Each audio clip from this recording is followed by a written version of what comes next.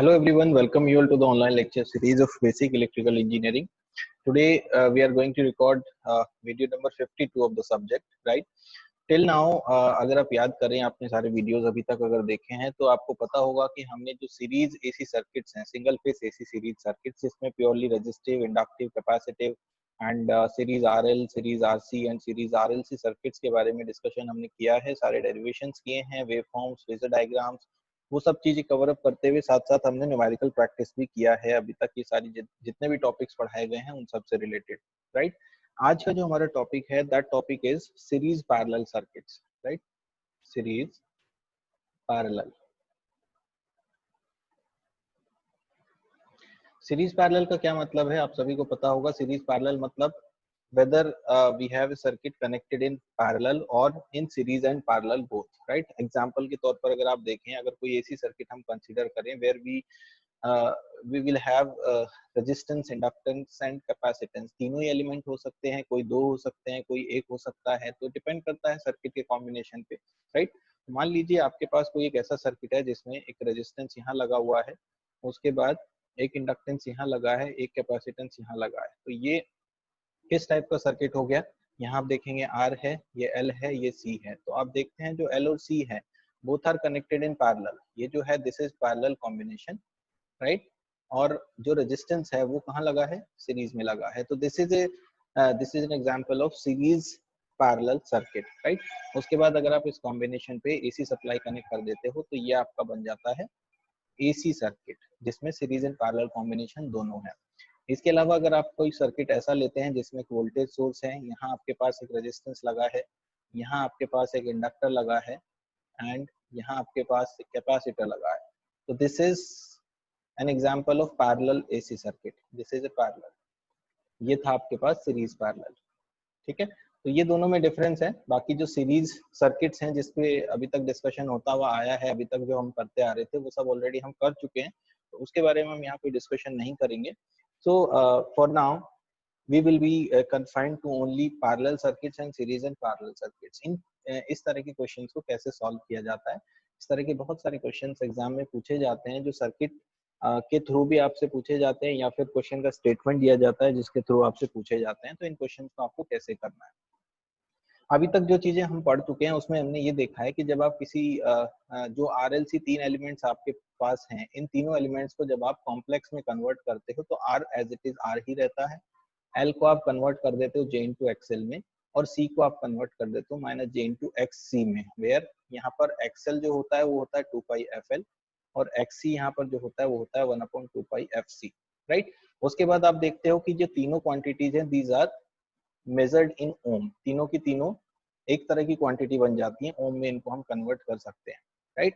अब आप एज्यूम कीजिए आपके पास कोई सर्किट है जिसमें एक एसी सप्लाई लगी हुई है and we have a resistance R, we have an inductor L and we have a capacitance C। ये तीनों ही तीनों एलिमेंट्स हमारे पास लगे हुए हैं। यहाँ आपके पास सप्लाई दे रखी है एक फ्रीक्वेंसी के साथ, ये R दे रखा है, ये L दे रखा है, ये C दे रखा है, ठीक है? आपने क्या किया, आपने इन तीनों को कॉम्प्लेक्स में कन्वर्ट कर दिया। कॉम्प्लेक्स में कन्वर्ट करने के बाद C आपका हो गया minus of J X C, L आपका हो गया J of X L, and R as it is R ही रहा। तीनों के तीनों ओम में कन्वर्ट हो गए।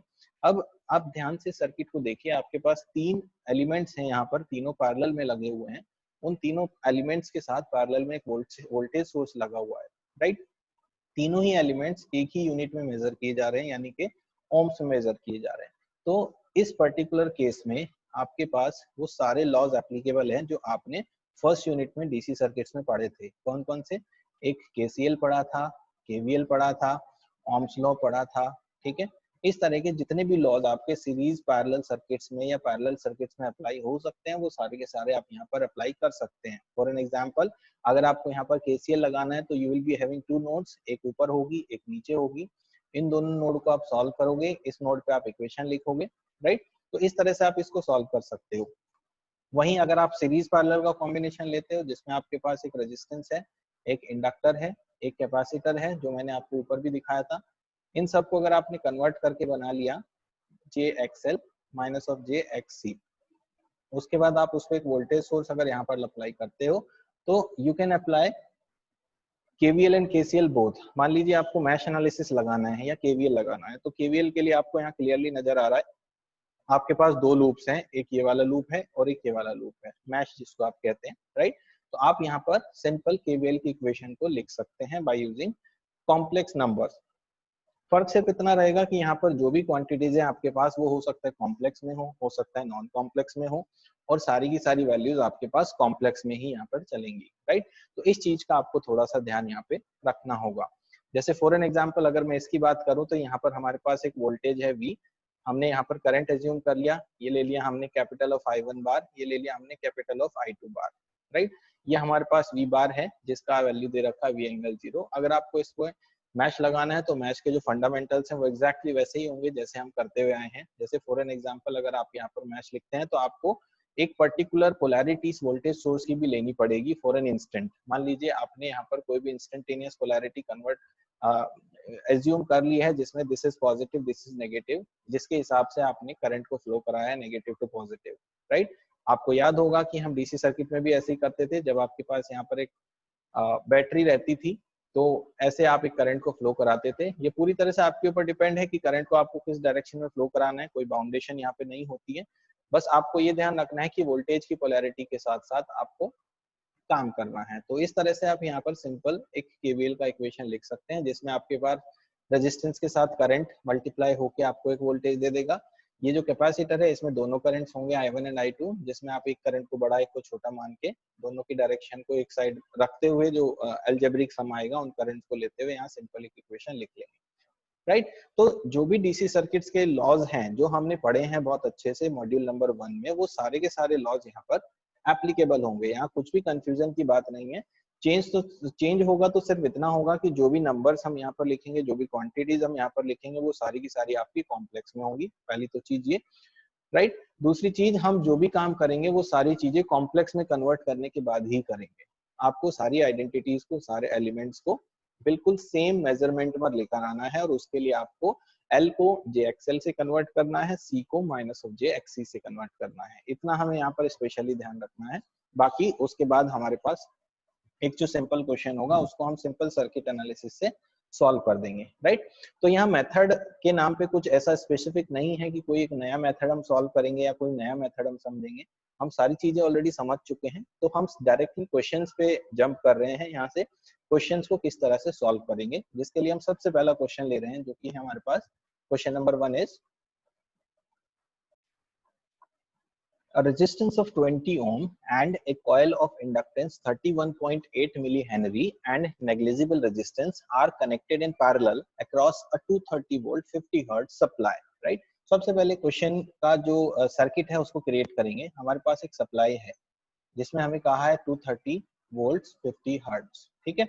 उसके बाद कह रहे हैं कि एक रेजिस्टेंस है और एक कॉइल है जो कि पैरेलल में लगी है। तो ये है हमारे पास रेजिस्टेंस जिसकी वैल्यू दे रखी है हमें 20 ओम, और उसके साथ एक कॉइल है। कॉइल में क्या क्या है, कॉइल में एक इंडक्टेंस है 31.8 मिली हेनरी का और एक नेग्लिजिबल रेजिस्टेंस है। तो रेजिस्टेंस को हम नहीं कंसीडर करेंगे बिकॉज हमें कहा गया है कि नेग्लिजिबल रेजिस्टेंस है। तो only we have an inductance, ये हमारे पास इंडक्टेंस है जिसकी वैल्यू है 31.8 मिली हेनरी। ये आपके पास सर्किट है। फाइंड क्या क्या करने को कहा गया है, find number 1 line current. Line current क्या होता है, लाइन करंट बेसिकली होता है जो लाइन से लिया जा रहा हो। लाइन का मतलब है सप्लाई से लिया जा रहा हो, राइट। तो आपको अल्टीमेटली एक करंट निकालना है जो सप्लाई से लिया गया है। This is called the line current, capital I, right. हमने इसको कैपिटल आई नाम दे दिया। This is what we have to find out. Number 2 power factor and power consumed by the circuit. ये चीज ध्यान रखिएगा कि आपको इन पैरेलल सीरीज क्वेश्चंस में, जो सीरीज पैरेलल कॉम्बिनेशंस होते हैं या पैरेलल सर्किट्स होते हैं, उनमें आपको कभी कभी इंडिविजुअल ब्रांच का भी पावर फैक्टर निकालने को दे दिया जाता है, या इंडिविजुअल ब्रांच का पावर कंज्यूम करना, कितना कंज्यूम हो रहा है, ये आपको निकालने को कह दिया जाता है। तो आपको स्पेशली ये ध्यान रखना है निकालने के लिए कि आपको किस पर्टिकुलर जगह पर पावर फैक्टर या पावर निकालने को कहा जा रहा है। अब यहाँ पर क्लियरली कहा जा रहा है कि जो सर्किट के द्वारा कंज्यूम हुई हो bye the circuit, total circuit.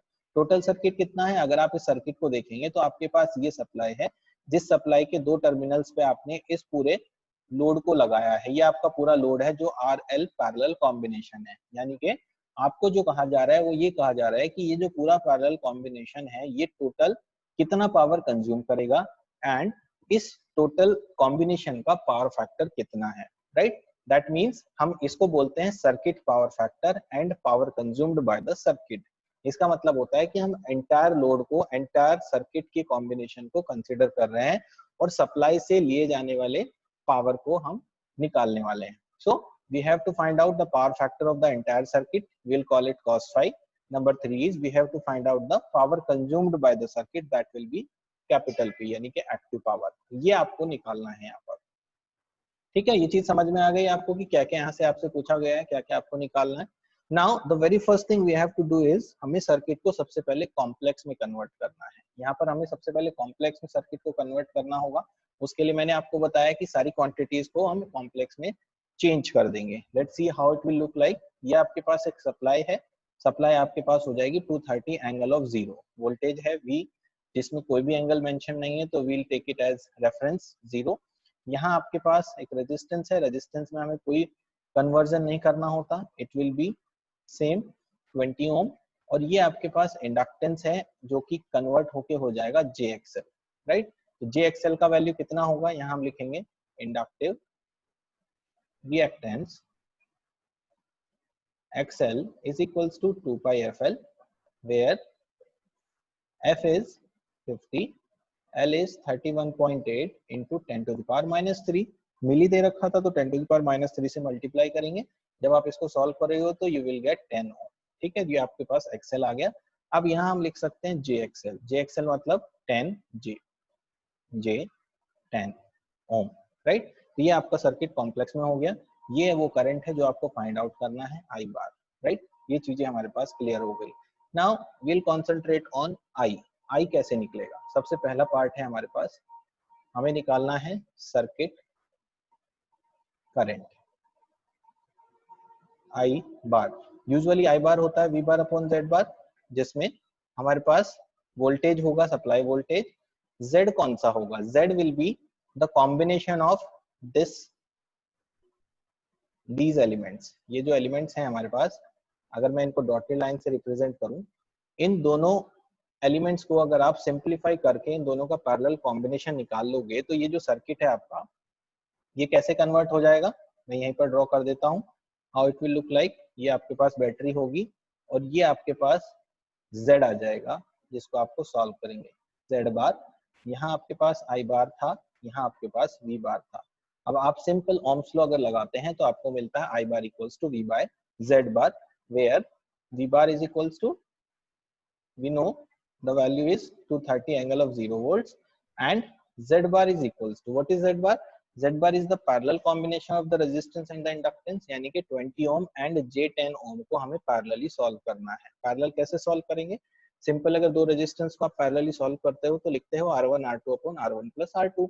इसी तरह से यहाँ पर भी हम बिल्कुल उसी तरह से करेंगे। हमारे पास R1 है 20, R2 है J10 divided by R1 plus R2 20 plus J10। इसको फर्दर सिंप्लीफाई करेंगे, सिंप्लीफाई करके हमें मिल जाएगा 4 प्लस J8 ओम। इसको अगर आपको पोलर फॉर्म में कन्वर्ट करना है तो just change it in polar form, you will get Z bar is equals to 8.944 angle of 63.43 degree ohm. तो ये आपके पास इम्पीडेंस आ गया। इम्पीडेंस लाने के बाद आपको कैलकुलेट करना है current. So current is now I bar is equals to, V bar is 230 angle of 0 divided by 8.944 angle of 63.43 is equals to, तो आपको सिंपली 230 को 8.944 से डिवाइड करना है जो आपको देगा 25.715 एंगल आपका हो जाएगा 0 minus 63.43, that is minus of 63.43 degree of ampere, right. ये आपका आ गया है करंट का आंसर। नाउ अगर आपको आरएमएस वैल्यू ऑफ करंट चाहिए तो RMS value of current will be equals to I is 25.715 of ampere. तो ये आपका आंसर हो गया, ठीक है, फर्स्ट आंसर। सेकंड की तरफ को बढ़ते हैं। सेकंड में आपसे क्या पूछा था, हमसे पूछा गया था power factor of the circuit. Power factor of the circuit निकालेंगे, पावर फैक्टर cos फाई। अब देखिए यहाँ पर पावर फैक्टर निकालना बहुत आसान है, क्योंकि हम टोटल सर्किट का इम्पीडेंस निकाल चुके हैं। टोटल सर्किट के इम्पीडेंस में जो भी हमें एंगल मिलेगा वही सर्किट का फेज एंगल होगा, यानी कि 63.43 is the phase angle phi. Now cos phi will be equals to cos 63.43 degree. ठीक है, तो cos 63.43 कितना होता है? It is 0.447। 0.447 लैगिंग होगा कि लीडिंग होगा?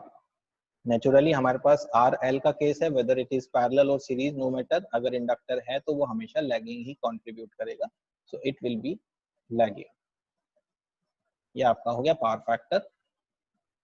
थर्ड आपको निकालना है पावर कंज्यूम्ड। पावर कंज्यूम्ड, तो पावर कंज्यूम्ड निकालने का आपके पास दो तरीके हैं। पहला तरीका है कि आप कॉम्प्लेक्स पावर के थ्रू चले, और दूसरा तरीका है simple P equals to V I cos phi लगा दें।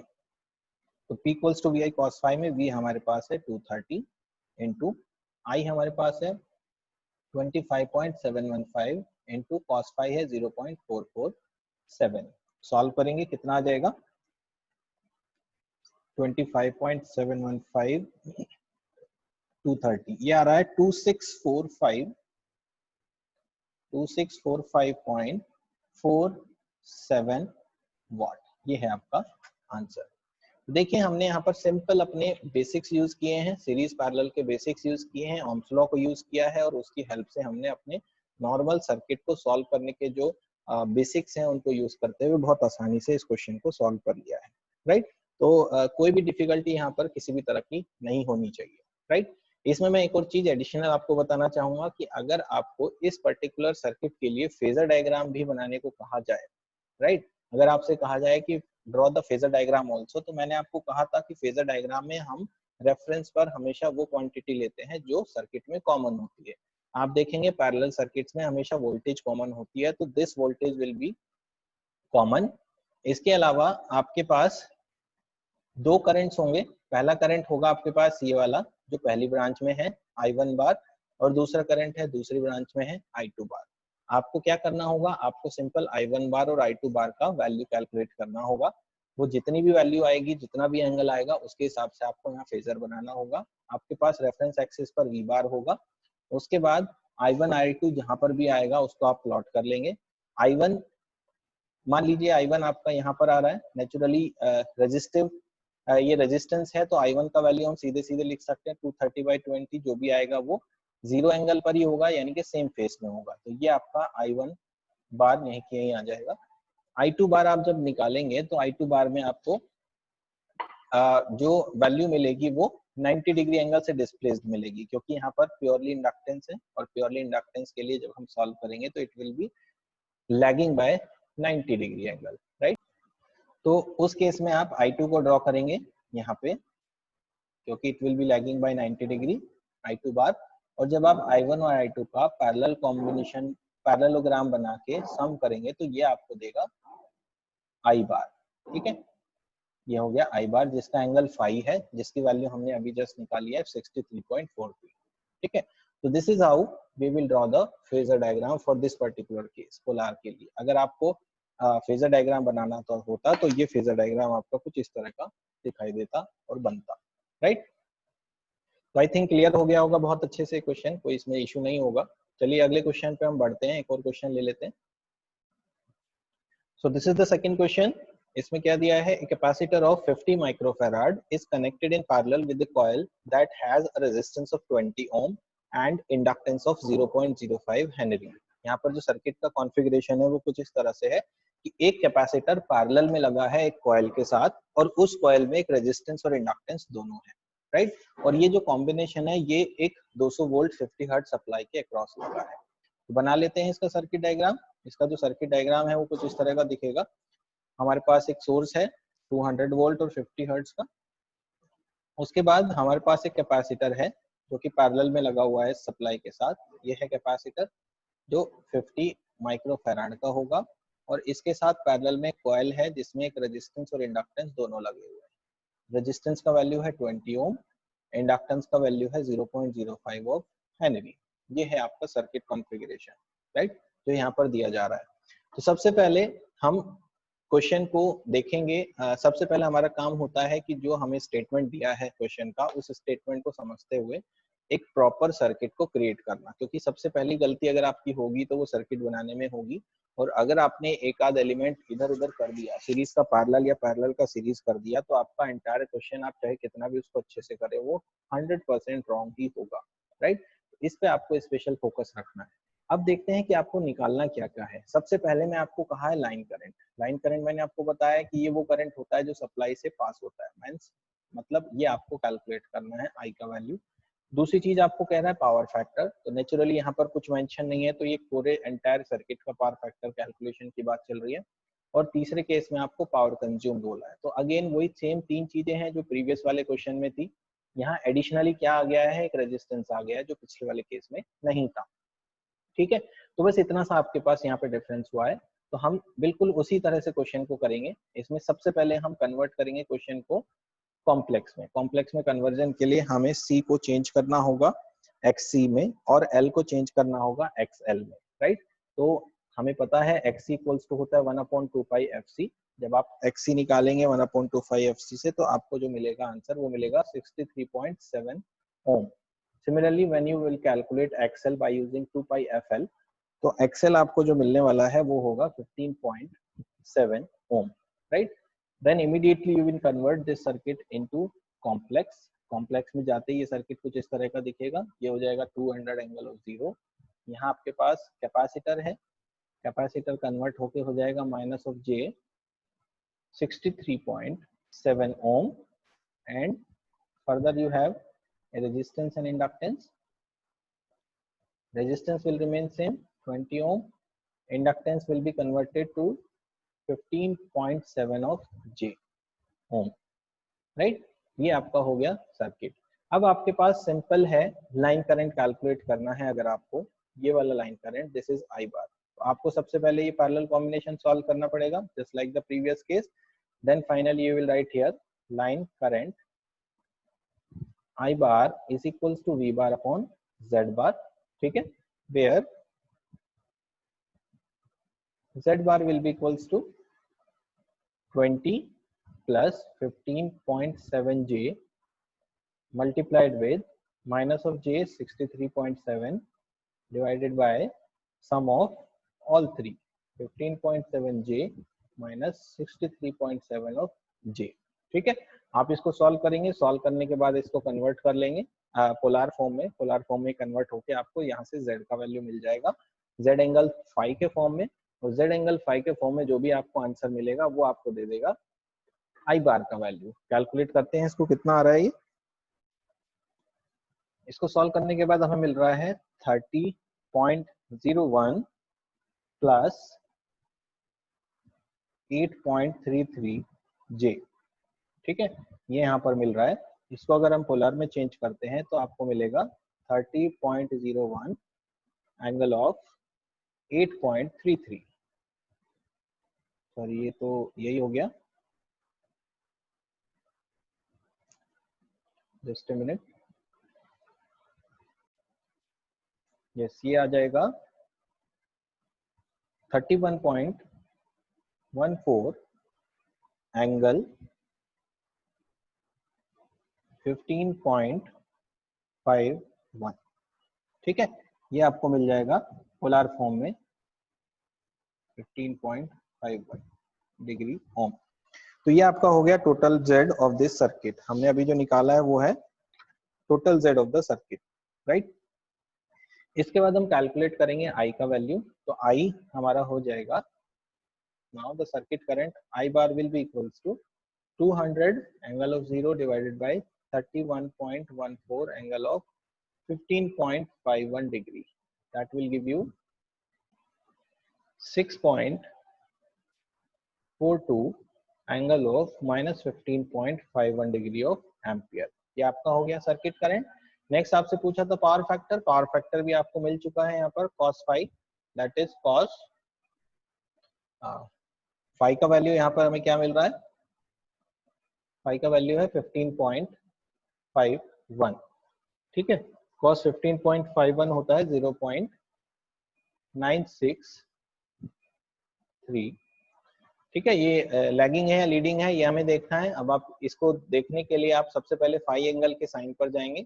यहाँ आपको जो फाई एंगल मिल रहा है वो है पॉजिटिव, और पॉजिटिव का मतलब होता है लैगिंग केस, राइट। तो this is again lagging case, ठीक है। अब सर्किट में देखिए, सर्किट में हमारे पास कैपेसिटर भी है, लेकिन कैपेसिटर इतना स्ट्रॉन्ग इनफ नहीं है कि वो सर्किट को एक कैपेसिटिव नेचर दे सके। इंडक्टर का वैल्यू इतना ज्यादा है कि वो इंडक्टिव नेचर के साथ उस सर्किट को चला रहा है, तो जो नेट आपको मिल रहा है सर्किट वो लैगिंग नेचर का ही मिलेगा। Then finally you want power P as VI cos phi। आपके पास सारी वैल्यूज हैं, 200 इंटू 6.42 इंटू 0.963, ठीक है। तो ये कितना आ जाएगा,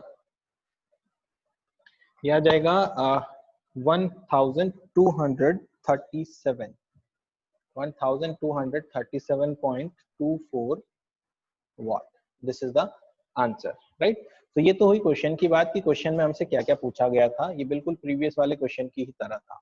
नाउ सर्किट में अगर हम कुछ एडिशनल चीजें डालें और आपको कहें इस सर्किट ही के लिए ही कि जो RL ब्रांच है, ये वाला RL ब्रांच, इस ब्रांच ने कितना पावर कंज्यूम किया, कितना पावर कंज्यूम किया और इसका पावर फैक्टर कितना है। अगर हमसे सेपरेटली पूछा जाए कि what is the power factor of the coil and the power consumed by the coil, तो वो हम कैसे करेंगे। उसके लिए आपको क्या करना होगा, उसके लिए सिंपल है, आपको इस सीरीज ब्रांच का इंपीडेंस निकालना होगा, right. Late us call it Z1। अगर हम इस सीरीज ब्रांच के इंपीडेंस को Z1 कहें तो what will be Z1 here, Z1 will be equals to 20 plus 15.7 J, ठीक है। Z1 हो जाएगा 20 प्लस 15.7 J। ये आपके पास सीरीज ब्रांच है जिसका आपने इंपीडेंस निकाल लिया। अब अगर इसे इंपीडेंस को आप कन्वर्ट कर दें पोलर फॉर्म में तो कितना आ जाएगा, ये हो जाएगा आपके पास पोलर फॉर्म में कन्वर्ट होके 25.42 एंगल 38.13 डिग्री ओम, राइट। ये किसका इंपीडेंस है, ये कॉइल का इंपीडेंस है जो सीरीज में रेजिस्टेंस और इंडक्टेंस को कनेक्ट करती है, राइट। यहां से आपको एक तो टोटल Z मिल गया, दूसरा उस ब्रांच का फेज एंगल मिल गया। अब फेज एंगल से आप cos phi निकाल सकते हैं कॉइल का। इसको हम बोलेंगे power factor of coil. Let us call it cos phi 1 is equals to cos 38.13, ठीक है। तो cos 38.13 कितना हो जाएगा,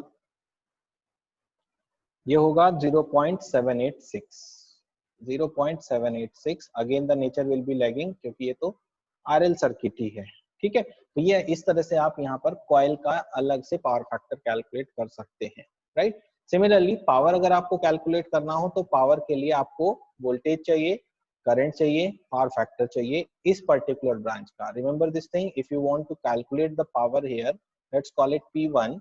अगर आप P1 निकालना चाहते हैं तो you must know the value of V across this coil, current passing through this coil and power factor of this coil, ठीक है। तो अगर हमें P1 निकालना है, P1 इसको हम बोलेंगे power consumed bye coil. P1 will become equals to V1 I1 cos phi 1। ये फॉर्मूला बनेगा 1 के टर्म्स में। Now since we have a parallel circuit, so whatever the voltage will be across this is same as the supply voltage, क्योंकि parallel circuit है and there is nothing connected here, so the same voltage will be applied across this capacitor and same voltage will be applied the combination of this RL, right। तो आपका जो formula है that will become equals to VI1 cos phi 1, क्योंकि हमने V और V1 को देख लिया, both are same. Now first we have to calculate I1 bar here. I1 bar कैसे निकालेंगे, अगेन द सेम थिंग, आपके पास वोल्टेज होना चाहिए इस ब्रांच का और टोटल इंपीडेंस होना चाहिए, जो कि दोनों चीजें हमारे पास हैं। So I1 bar will be equals to V bar upon Z1 bar. V bar है हमारे पास 200 एंगल 0, Z1 बार हमारे पास है 25.42 एंगल ऑफ 38.13। यहाँ से आपको I1 मिल जाएगा जिसकी वैल्यू आपको मिलेगी 7.867 ऑफ एम्पियर। एंगल भी यहाँ पर हम लिखेंगे क्योंकि कॉम्प्लेक्स क्वांटिटी है, तो एंगल आपका हो जाएगा minus of 38.13 of ampere, right. ये आपका I1 हो गया। Now we can easily find out the power P1 as V है आपके पास 200 इंटू करंट का RMS वैल्यू है आपके पास 7.867 इंटू cos फाई है आपके पास 0.786, राइट। तो आपके पास फाइनली आंसर हो जाएगा 200 into 7.867 into 0.786 will give you 1236.69 watt. This is the answer, right? This much power will be consumed by the inductive coil जो आपको यहाँ पर दे रखी थी। ये पूरा मैंने आपको क्वेश्चन के बाहर बताया है, this is not a part of this question, but ये चीजें आपको क्लियर होनी चाहिए बिकॉज बहुत सारे क्वेश्चंस में इस तरह की चीजें भी पूछी जाती हैं, तो ये सब चीजें कुछ इस तरह से आपको कैलकुलेट करनी होगी, राइट। इसलिए मैंने आपको स्पेशली यहाँ पे बताया। चलिए आगे चलते हैं, एक और क्वेश्चन देखेंगे। ये है आपका नेक्स्ट क्वेश्चन। इसमें दिया गया है the voltage applied to a parallel circuit is 68 plus j 154 volts, the current in one branch is 10 plus J 14 ampere and the current in the other branch is 2 plus J 8 ampere. What is the circuit power factor? आपसे जो पूछा है वो पूछा है कि circuit का power factor कितना है। क्वेश्चन बहुत सिंपल सा है लेकिन लैंग्वेज थोड़ा सा कंफ्यूज कर सकती है, जिसमें आपको कहा गया है कि एक पैरेलल सर्किट है और एक वोल्टेज दिया गया है और दो ब्रांच जो पैरेलल में है उन दोनों का करंट दिया है। देखिए कैसे हमें करना है, ब्रांच इसका बनाना है। ये आपके पास एक वोल्टेज है, राइट। ये आपके पास एक ब्रांच है, हमें नहीं पता ब्रांच में क्या कनेक्टेड है, आर है एल है, तो हम इसको सिंपल बॉक्स से बनाएंगे। और एक ब्रांच ये है जिसको भी हम बॉक्स से बनाएंगे, ठीक है। ये हमने बना दिया। लेट्स से कि यहाँ इम्पीडेंस Z1 लगा है, यहाँ इम्पीडेंस Z2 लगा है, यहाँ का करंट I1 है, यहाँ का करंट I2 है और ये सप्लाई वोल्टेज है, राइट। KCL अगर आप इस जंक्शन पे लगाएंगे तो आपको क्लियरली पता चलेगा कि ये जो करंट है this has to be equals to I because at this point I must be equals to I1 plus I2, right. ये आपके पास सर्किट कॉन्फ़िगरेशन है जो यहाँ पर क्वेश्चन में दिया गया है। क्वेश्चन के हिसाब से सप्लाई वोल्टेज V आपको दे रखा है, V is equals to 68 plus j 154 volts, ठीक है। साथ ही साथ आपको I1 दे रखा है, I1 है आपके पास 10 प्लस जे 14 एम्पियर।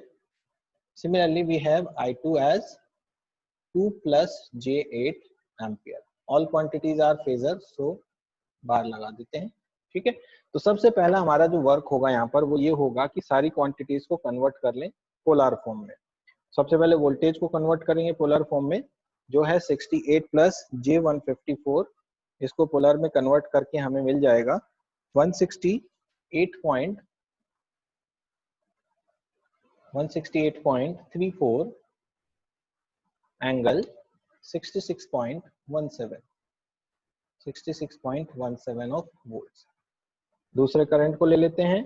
करंट है हमारे पास I1 10 प्लस 14 जे, उसको कन्वर्ट करेंगे पोलर में, हमें मिलेगा 17.2 एंगल 54.46 डिग्री एम्पियर।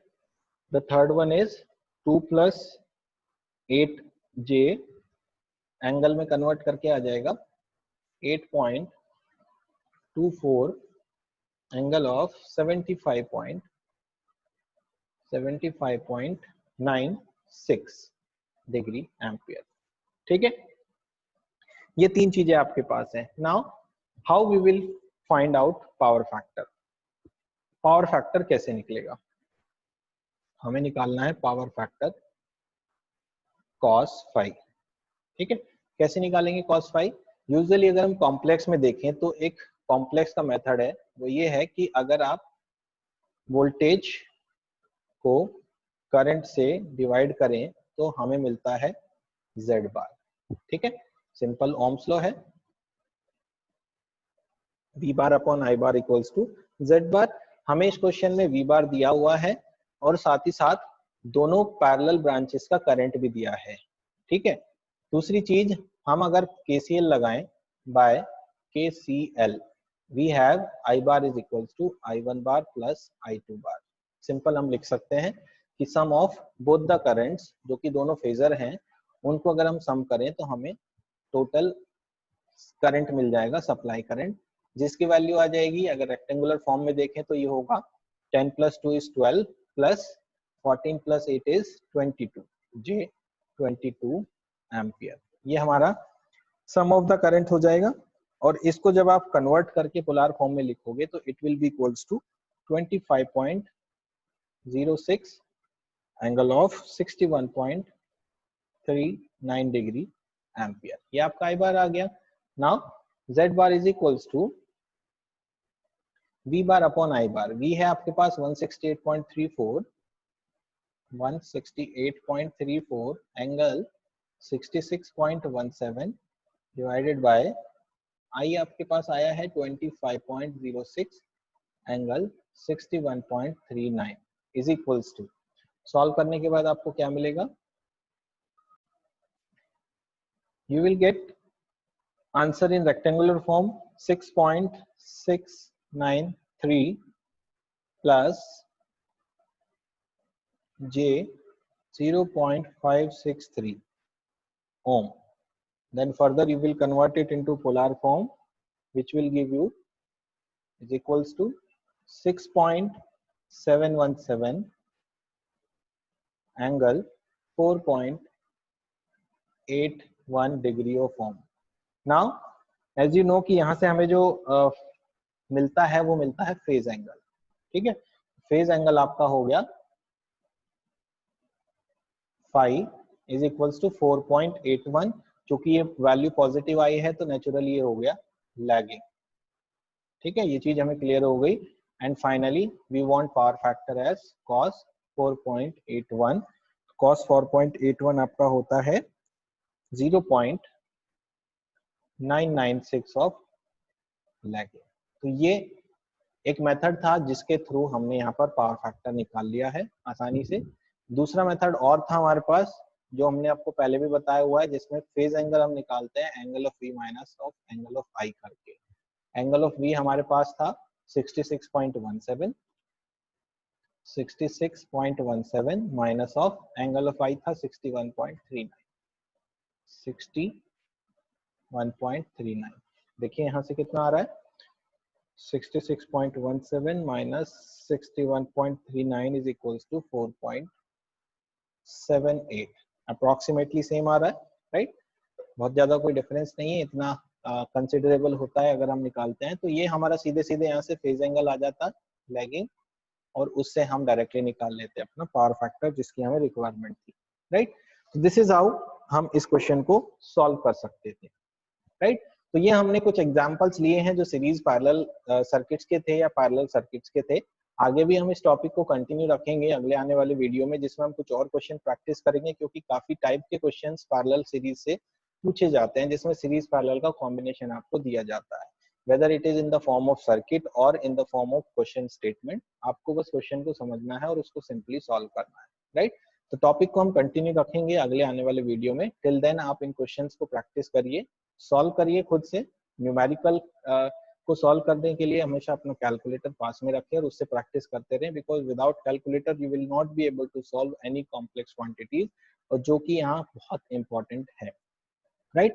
तो टिल देन आप इन सब को प्रैक्टिस करते रहिए, और अगर आपको वीडियोस अच्छे लग रहे हैं और आपको सब चीजें समझ में आ रही हैं तो वीडियोस को लाइक करिए, और if you have any doubt तो आप कमेंट बॉक्स में लिख के अपने क्वेश्चंस को पूछ सकते हैं, अपने डाउट्स को क्लियर कर सकते हैं, right. Thank you for watching this video, thank you.